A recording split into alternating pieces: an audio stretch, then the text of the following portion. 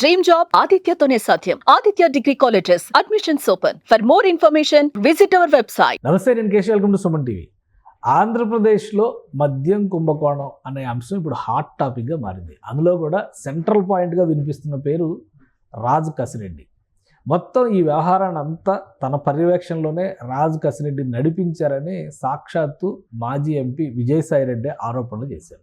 ఈ నేపథ్యంలో వరుసగా ఆయనకు సంబంధించినటువంటి బంధువులు, ఆయనకు సంబంధించినటువంటి సంస్థలపైన సోదాల పరంపర కొనసాగుతూ ఉంది. 50 బృందాలుగా ఏర్పడినటువంటి అధికారులు, సిబ్బంది ఇటు తెలంగాణ, ఆంధ్రప్రదేశ్ రెండు చోట్ల కూడా వరుసగా తనిఖీలు జరుపుతున్నటువంటి పరిస్థితి. అసలు రాజ్ కసిరెడ్డి ప్రొఫైల్ ఏంటి, ఈ కేసులో ఆయన పాత్ర ఏంటి, విశ్లేషించేటువంటి ప్రయత్నం చేద్దాం. మనతో పాటు అనలిస్ట్ చందు శ్రీనివాస్ గారు. నమస్కారం. నమస్కారం అండి. రాజ్ కసిరెడ్డి ఇప్పుడు అది చాలా హాట్ టాపిక్ లాగా వినిపిస్తున్నటువంటి పేరు. నిన్న మొన్నటి వరకు ఏంటంటే లిక్కర్ స్కామ్ అనగానే ఢిల్లీ కుంభకోణం వినబడేది. ఇప్పుడు ఏపీలో అంతకు మించినటువంటి కుంభకోణం ఇది అని పార్లమెంట్లో కృష్ణదేవరాయలు గారు లేవనెత్తారు.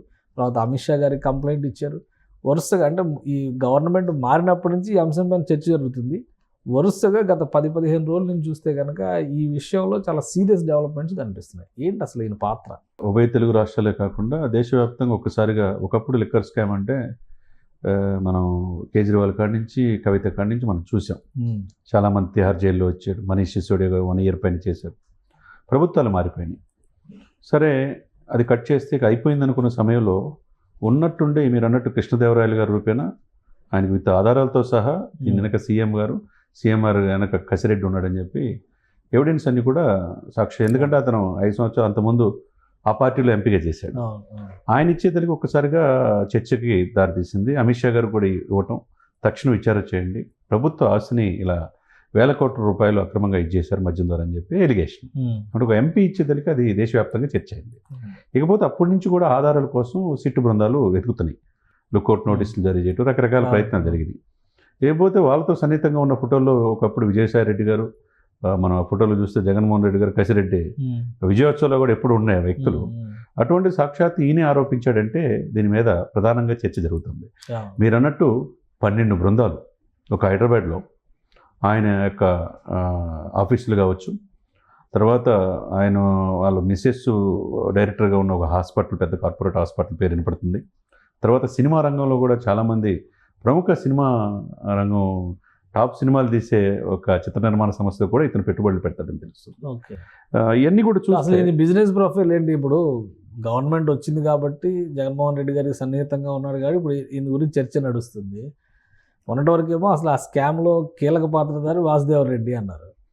విజయసాయి రెడ్డి గారు వెనకుండా నడిపించే వాళ్ళు ఉంటారు. బట్ ఆపరేషన్ మోడస్ ఆపరాండి అంతా కూడా ఆయన ఆధ్వర్యంలో జరిగింది. ఇప్పుడు మొత్తం అసలు డబ్బులు క్యాష్ రూపంలో సేకరించడం దగ్గర నుంచి వాటి తరలింపు వరకు రాజ్ కసిరెడ్డి ఈయన పాత్రధారి సూత్రధారి కూడా. మీరు అన్నట్టు వాసుదేవ్ రెడ్డి అందరూ అనుకున్నారు. ఆయన ఇంటి మీద 2-3 సార్లు రైడ్ చేశారు. తర్వాత సైలెంట్ అయిపోయింది అంటున్నారు. ఎప్పుడైతే కృష్ణదేవరాయలు లేవలెత్తారో ఈ అంశం ఒక్కసారిగా తెర మీదకి వచ్చింది. ఇక విజయసాయి రెడ్డి చెప్పేదానికి ఇంకా బలం చేకూరింది.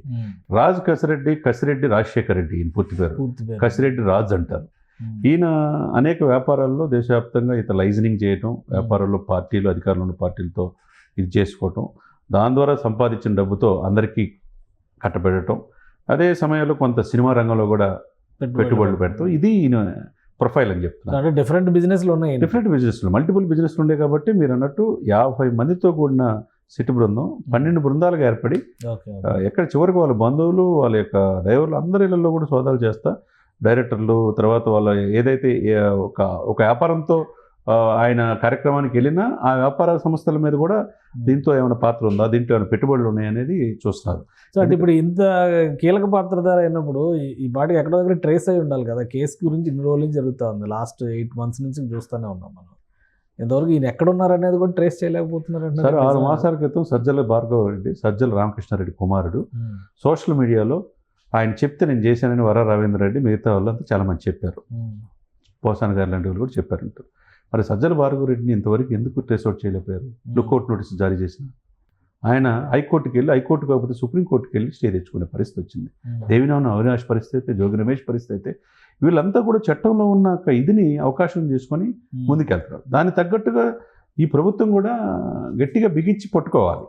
ప్రభుత్వ వైఫల్యం అంటారు. లేకపోతే ఇప్పుడు అధికారం వచ్చి 10 నెలల అయినా కానీ లిక్కర్ స్కామ్లో మనందరికీ తెలుసు. ఫోన్పే చిన్న కిల్లీ కొట్టుకెళ్ళినా, ఒక కిల్లీ తీసుకున్నా, లేకపోతే ఒక చాక్లెట్ తీసుకున్నా మనం ఫోన్పే ద్వారా చేసుకోవచ్చు. గూగుల్ పేలు, ఫోన్పేలు వాడతాం. అవన్నీ ఫోన్పేలు, గూగుల్ పేలు లేకుండా లిక్కర్ వేల కోట్ల రూపాయలు జరిగిందని చెప్పి సాక్షాత్తు పవన్ కళ్యాణ్ గారు, పురంధేశ్వరి గారు, లోకేష్ గారు, చంద్రబాబు అందరూ ఆరోపించారు. మరి వేల కోట్ల రూపాయలు ఎక్కడికి వెళ్ళి, లెక్కలేని ఈ ఇదిగంతా ఎక్కడికి వెళ్ళి, ఎక్కడ డిస్టిలరీలకు వెళ్ళి, ఎక్కడ మద్యం వీళ్ళ యొక్క బ్రాండ్లు తీసుకెళ్లారు, ప్రజలకు అన్యాయంగా ఊపిరితిత్తులు పాడైపోయి చాలా మంది చనిపోయారని ఎలిగేషన్స్ వేశారు. మరి దీని వెనక కుట్ర విచారించాల్సిన అవసరం ఉందిగా ఈ ప్రభుత్వానికి. ఇప్పటికైనా నిద్రలేచినట్టుగా అవపడుతుంది నిన్న పరిణామాలు చూస్తే. అవపట్టమే కాకుండా ఇతను ఎక్కడున్నాడో పట్టుకోవాలి. దీని వెనక ఇంకా ఎవరైనా పెద్దలు ఉన్నారా? ఇది ముఖ్యమంత్రి ఆదేశానుగుణంగా కసిరెడ్డి రాజశేఖర రెడ్డి చేశాడనేది ప్రధానమైన లావు కృష్ణదేవరాయల గారి ఆరోపణ. ఇప్పుడు విజయసాయిరెడ్డి గారు A2గా భావించి విజయసాయిరెడ్డి గారు కూడా ఆరోపణ. ఈ ఆరోపణలతో బలం చేకూరుతుంది. ఇది పెద్ద మాఫియా జరిగిందని. ఒక శాండ్ మాఫియా కాదు, మైనింగే కాదు. ఇంత టెక్నాలజీ పెరిగిపోయిన తర్వాత ఎక్కడున్నారనేది ట్రేస్ చేయడం అంత కష్టం. పైగా ఎవరైనా అనామకులు అయితే పోన్లే వాళ్ళు ఎక్కడ దొరకలేదని అనుకోవచ్చు. ఇంత పాపులర్ పర్సనాలిటీస్, విఐపీలు, వీళ్ళని ట్రేస్ చేయడం కష్టమా? ఎందుకు ఇంత జాప్యం జరుగుతుంది సార్? ఒక గోరెంట్ల మాధవ్ మాజీ పోలీస్ ఆఫీసర్, మాజీ ఎంపీ, అతను అరెస్ట్ చేసి తీసుకెళ్తుంటే కిరణ్ని ఎక్కడున్నాడో పిన్ టు పిన్ చెప్పే ఇంటర్నల్ దొంగలు ఉన్నప్పుడు, అంతర్గత దొంగలు ఉన్నప్పుడు ఇది వెరైటీగా ఉంది. ఇప్పుడు టీటీడీలో జరిగిన ఇన్సిడెంట్ కూడా నాకు ప్రతి విషయం నా దగ్గరకు వస్తుందని సవాల్ విసురుతున్నారు. ఆయన కూడా 2000 మంది నా సిబ్బంది నా వాళ్ళే ఉన్నారు అంటున్నారు. ఇప్పుడు ఉన్న వాళ్ళందరూ నా వాళ్ళంటే ఎవరు ఏందో అర్థం కావట్లేదు. ఇక్కడ 11 మందిని ఒకేసారి పోలీస్ డిపార్ట్మెంట్ని సస్పెండ్ చేయడం అంటే, అతను చివరికి హాస్పిటల్లో ఉంటే అతనికి హెల్త్ అయిపోయిన తర్వాత ఆయన ఫోన్ ఇచ్చే పరిస్థితి వచ్చిందంటే, ఆ ఫోన్ ఇచ్చింది ఎవరు, ఫోన్ ఎక్కడి నుంచి వచ్చింది, ఇవన్నీ చూసి బిత్రపోయారు బీజేపీలో. సీఎం ఆఫీస్కు తెలియట్లా. అంటే ఇంకా వాళ్ళ మనుషులు ఉండారు. మనుషులు ఉన్నప్పుడు వాళ్ళు కట్టడేయాల్సిన బాధ్యత ఎవరిది? ప్రతి డిపార్ట్మెంట్లో ఇప్పుడు గత ప్రభుత్వంలో చేసిన వాళ్ళే ఉన్నారన్నారు. మరి వీళ్ళని తీగిపోతే, కంట్రోల్ చేయకపోతే, కంట్రోల్ మెకానిజం లేకపోతే ప్రక్షాళన ఎప్పుడు జరుగుతుంది? ఇప్పుడు జేవీ రెడ్డి లాంటి వాళ్ళు ఆలోచన చేసి ఫైబర్ గిడ్డని వెళ్ళిపోయాడు, ఏం చేయలేదని చెప్పేసి. మరి ప్రతి డిపార్ట్మెంట్లో ఇట్లా అవినీతికి పేరుకుపోతే ప్రజల్లో రోజు రోజుకి ఈ ప్రభుత్వం మీద నమ్మకం సనగిలే అవకాశం ఉంది. ఇప్పటికైనా చంద్రబాబు నాయుడు గారు టెక్నాలజీ అందిపుచ్చుకోవట్లు అందివేసిన డెఫినెట్గా దీని వెనక ఎవరు పెద్దలు ఉన్నా ప్రజలకు తెలియజేసిన బాధ్యత ఇప్పుడున్న ప్రభుత్వాన్ని. గత ప్రభుత్వంలో ఆరోపణలు వచ్చినాయి అనుకోండి, ఆరోపణలు సాక్ష్యాలతో సహా రుజువు చేయాల్సిన బాధ్యత ఎవరిది? ఇప్పుడున్న కూటమి ప్రభుత్వాన్ని. కాబట్టి డెఫినెట్గా ఆ శాఖలకి ఇమ్మీడియట్గా వాళ్ళకి ఆఫీసర్స్కి పైర్ ఆఫీసర్ ఫుల్ పవర్స్ ఇవ్వాలి.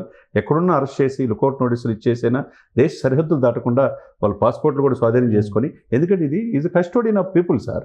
గత ప్రభుత్వం ఈ ప్రభుత్వం అయినా ప్రభుత్వ ఆస్తులు సంరక్షించాల్సిన బాధ్యత అధికారులు, మంత్రిది, ముఖ్యమంత్రిది. మరి అటువంటిది ప్రజల యొక్క సంపదని అడ్డంగా దోచుకుంటే అది కక్కించాల్సిన బాధ్యత కూడా ఈ ప్రభుత్వాన్ని. కాబట్టి ఏం చేస్తారో మనం చూడాలి.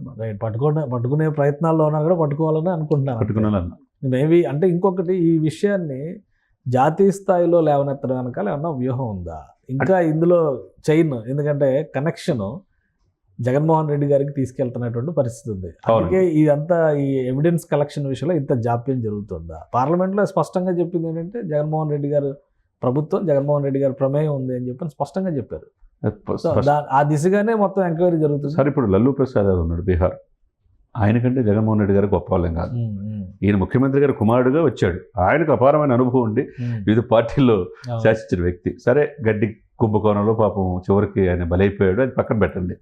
అయినా కానీ ఇప్పుడు అటువంటి స్కామ్లు, కనిమొలి తర్వాత రాజా, ఇటువంటి పెద్ద పెద్ద స్కామ్లు, కవిత, ఇవన్నీ కూడా స్కామ్లు అయిపోయాయి. ఇప్పుడు జగన్మోహన్ రెడ్డి గారి మీద దానికేం అతిథ్యం కాదు. ఇక్కడ ఆరోపణలు వచ్చినప్పుడు రుజువు చేయాల్సిన బాధ్యత ఆ యొక్క దర్యాప్తు లీడ్ చేసే బృందాల మీద ఆధారపడుతుంది. ఇప్పుడు కేంద్ర హోంశాఖ దృష్టికి తీసుకొచ్చారు.